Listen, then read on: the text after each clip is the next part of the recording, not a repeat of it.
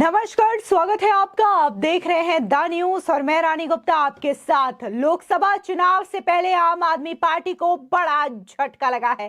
दरअसल दिग्गज नेता ने अरविंद केजरीवाल का साथ छोड़ दिया है। बता दें कि हरियाणा के नेता अशोक तंवर ने आम आदमी पार्टी से इस्तीफा दे दिया है। कहा जा रहा है कि जल्द ही अशोक तंवर जो है वो बीजेपी का दामन थामने वाले हैं।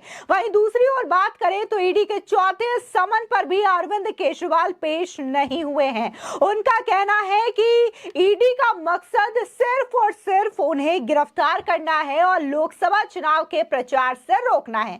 दरअसल आपको बता दें कि दिल्ली शराब घोटाला मामले में ईडी ने सीएम केजरीवाल को 5वीं बार समन भेजा है, यानी कि जो अब तक 4 बार समन भेजा गया है उसमें अरविंद केजरीवाल उपस्थित नहीं हुए हैं और उन्होंने इन चारों समन को गैर कानूनी बताया है और उनका कहना यह है कि ईडी मुझे प्रचार करने से रोकना चाहती है। तो वहीं दूसरी ओर बात करें तो चंडीगढ़ मेयर चुनाव को टाल दिया गया है। अब इस पूरे मामले को लेकर के राजनीति पूरी तरीके से तेज हो चुकी है। बता दें कि राघव चड्ढा ने इस मामले पर प्रतिक्रिया देते हुए इसे षड्यंत्र बताया है। उनका कहना है कि इंडिया अलायंस की जीत से बीजेपी पूरी तरीके से डर चुकी है, जिसकी वजह से उन्होंने चंडीगढ़ मेयर चुनाव को टाल दिया है। बता दें, अगर हम विस्तार से खबरों की बात करें तो लोकसभा चुनाव से पहले हरियाणा में आम आदमी पार्टी को बड़ा और तगड़ा झटका लगा है। हरियाणा में आम आदमी पार्टी के नेता अशोक तंवर ने अरविंद केजरीवाल को अपना इस्तीफा सौंप दिया है। 2019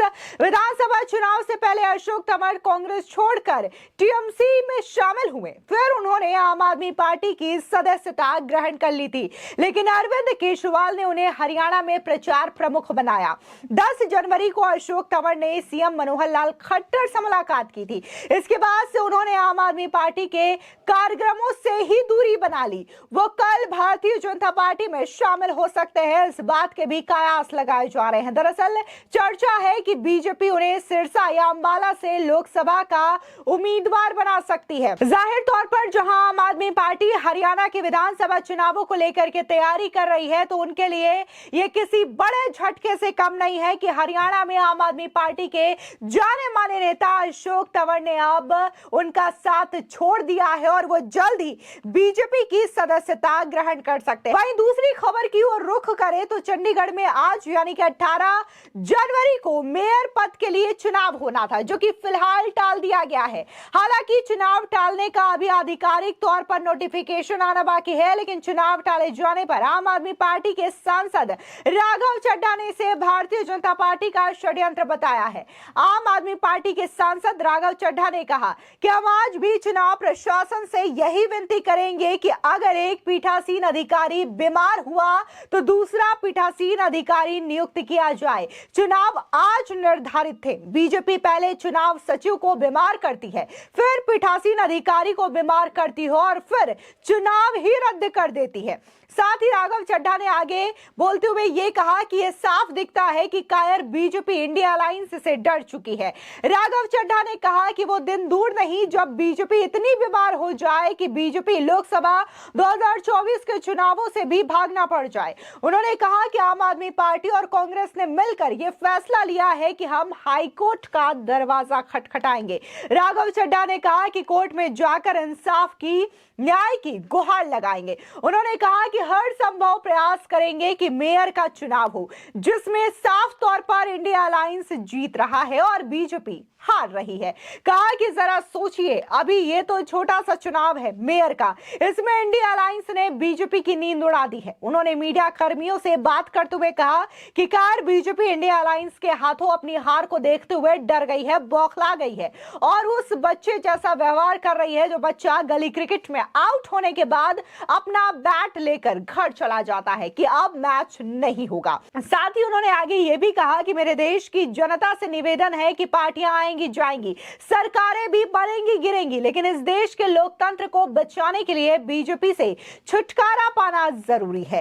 अगर बीजेपी सत्ता में बनी रही तो वो एक एक कर सारे चुनाव रद्द कर देगी और भारत को नॉर्थ कोरिया बना देगी। सबसे पहले इन लोगों ने सेक्रेटरी इलेक्शंस को बीमार कर दिया। आज इन लोगों ने चुनाव के जो प्रिसाइडिंग ऑफिसर होते हैं उनको बीमार कर दिया।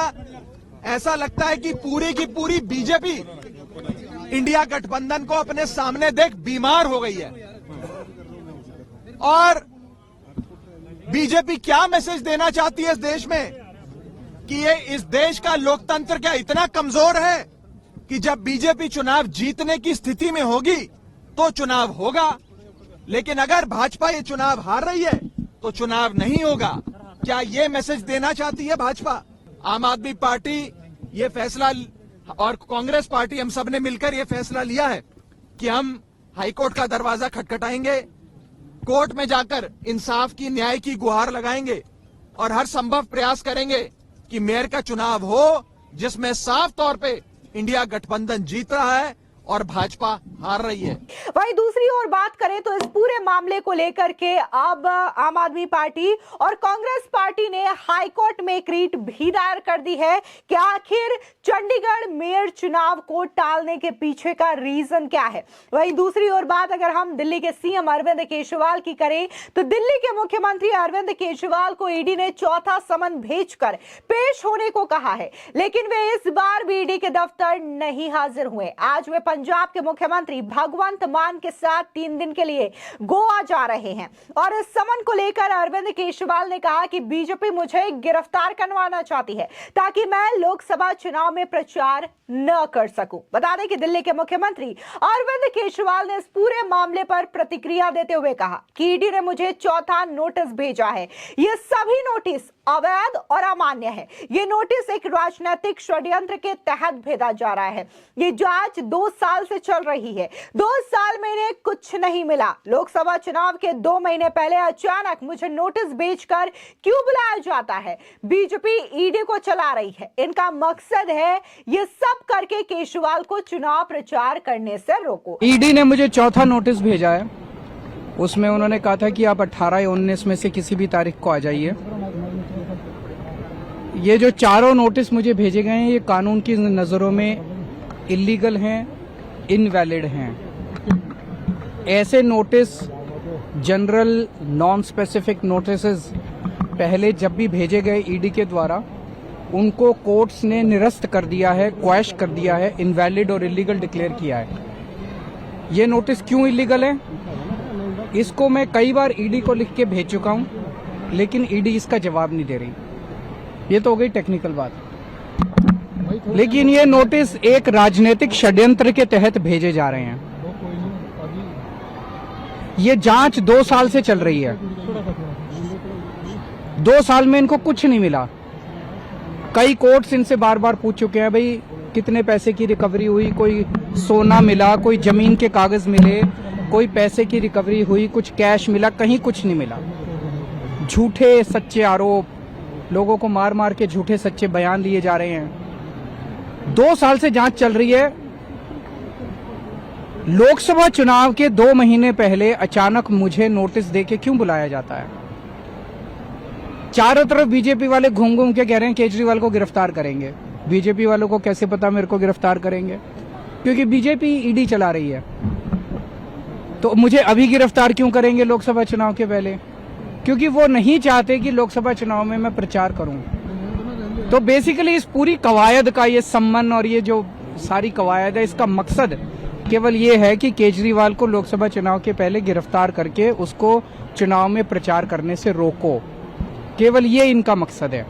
तो मैंने आज उनको जवाब दिया है और आगे देखते हैं क्या होता है। जहां अरविंद केजरीवाल ये कह रहे हैं कि आखिर लोकसभा चुनाव से ठीक 2 महीने पहले ही समन क्यों भेजा जा रहा है, तो आपको बता दें कि ईडी ने 2 महीने पहले ही समन नहीं भेजा। इससे पहले जब समन भेजा गया था, यानी कि नवंबर की बात करें, तो अरविंद केजरीवाल ने यह कहा कि वो विधानसभा चुनाव का प्रचार कर रहे हैं, जिसकी वजह से वो ईडी के दफ्तर हाजिर नहीं हो पाएंगे, और तब भी उन्होंने इस समन को गैर कानूनी करार दिया था। बता दें इससे पहले उन्हें 3 जनवरी और पिछले साल 2 नवंबर और 21 दिसंबर को पूछताछ के लिए ईडी के दफ्तर बुलाया गया था। तीनों बार अरविंद केजरीवाल जांच एजेंसी के सामने पेश नहीं हुए थे।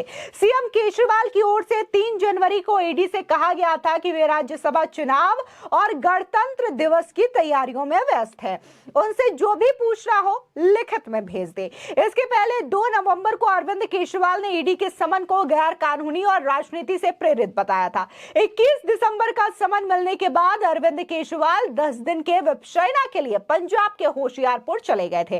अब जब ईडी ने उन्हें एक बार फिर से समन जारी किया था कि 18 जनवरी को आप ईडी के दफ्तर आए, तो अब वो गोवा जा रहे हैं ताकि चुनाव का प्रचार कर सके। उनका कहना यह है कि इनका मकसद मुझसे पूछताछ करना नहीं है बल्कि मेरी गिरफ्तारी करना है। और इस बार तो अरविंद केजरीवाल बकायदा ये भी कह रहे हैं कि आखिर ईडी जो है वो 2 महीने पहले ही लोकसभा चुनाव के मुझे समन क्यों जारी कर रही है, क्योंकि इनका मकसद मेरी गिरफ्तारी है ताकि लोकसभा चुनाव को लेकर के मैं प्रचार ना कर सकूं। तो ये आरोप जो है वो अब अरविंद केजरीवाल की ओर से लगाए गए हैं। दिलचस्प बात यहां पर यह है कि सिर्फ अरविंद केजरीवाल ही ये नहीं कह रहे हैं कि उनकी गिरफ्तारी जो है जांच एजेंसियों के द्वारा की जाएगी शराब घोटाला मामले में, बल्कि इससे पहले बकायदा आम आदमी पार्टी के तमाम नेताओं के द्वारा इस तरीके का माहौल क्रिएट किया जा चुका है। इससे पहले देखने को मिला था कि कैसे आतिशी मार लेना, और इसी के साथ ही सौरभ भारद्वाज की बात करें जो कि दिल्ली के मंत्री हैं,